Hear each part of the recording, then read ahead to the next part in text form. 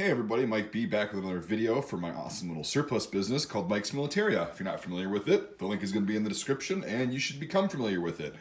So you guys have been asking me for a long time to get M1s from basically any era, and I chose to start sourcing them from the Vietnam era. Some of these are going to be like post-war liners and stuff, but they'll still be correct for Vietnam. All these parts sans like, okay, so this helmet band right here, this elastic band, the Army one, that's a repro. Some of these are original like this and whatnot. You can kind of tell from the stamping. The repros are going to be really nice and kind of smaller like that. And then the originals are, oh, I'll get to that in a second, a little bit bigger. They're identical. They're very well made, the repros are. And then also, these bands are going to be repros cut from original USMC Mutt tires, inner tubes from Vietnam era. So technically new old stock, but I still say they're a repro because I can't prove the authenticity of them. But they're identical to what the Marines and actually a lot of Army soldiers used in Vietnam. So we'll just kind of go through. I got some really cool ones. I'll make this video nice and short. The two that I'm really happy with that will probably be sold out by the time you guys see this are these two M1Cs. So I'll show you this one first. This is a really nice one.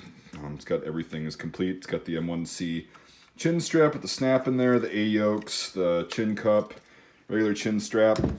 I get these helmets basically in parts and I assemble them. Once in a while I get lucky and get a decent M1C liner and I assemble everything else.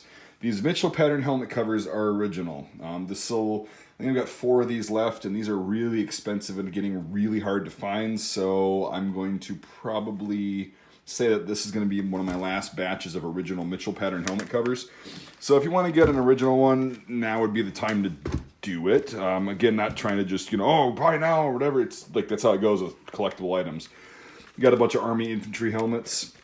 A lot of these, I either put new sweatbands in that are new old stock 1972 dated, or new suspension systems. But again, I try to keep it all original parts. That's why they're really expensive for me to put back together. But it's kind of nice to take an M1 that's just kind of laying around someone's garage or whatever for 40 years and not in good shape and incomplete, kind of get it back to being complete. So it's a really good feeling. I'm just going through and kind of talking while I'm showing you all these.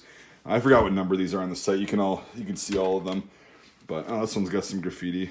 Apparently that guy was a captain or something. And 703 MP, 2 little stars. This guy liked to write on his helmet. Maybe he was just making all the, oh yeah.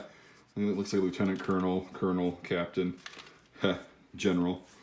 Interesting. Neat little graffiti. Oh, that's the one with the early liner. That one's a really cool example of an early Vietnam Army infantry helmet. I was going to say American. It's like, well, no shit. Another standard example. Some of these are a little bit dirty. You can tell, I just put those in, but some of them are going to have rust like that on the metal hardware, but that's not super important because a lot of the originals did. So some of the shells might have cracks in them too. That's just how the later M1s kind of were. I don't know if it was a manufacturing thing.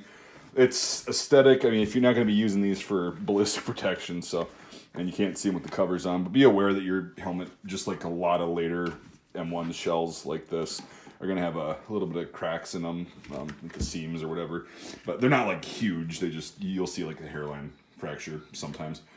Yeah, these Marine Corps helmets, I chose the saltiest covers because it seems that in pictures, the Marines up north and stuff had really salty covers on and they were all torn up and really faded. So I picked those if you're going to be doing a Marine Corps impression. The liner looks nice, of course, but that's on your head and people can only see this part. Got the nice inner tube band right there and the salty chin strap. This is a nice salty helmet cover too. Look at that. So yeah, the Marines always get the saltier stuff and people like that quite a bit. I think it's pretty cool too. But yeah, that's just showing you the helmets that I've got up. These are the actual helmets that are going to be, well, they're actually up on the site right now. Hopefully I can upload this video in time. I did post it on Instagram. I kind of rotate who gets first dibs. So today it'll be Instagram gets first dibs. So whoever wants to go on there can see it. And then you guys get second dibs. And then I'll be sending out a newsletter this afternoon with whatever's left. So get to it, guys. I'll put the link in the description. And I appreciate you watching. Have a good one.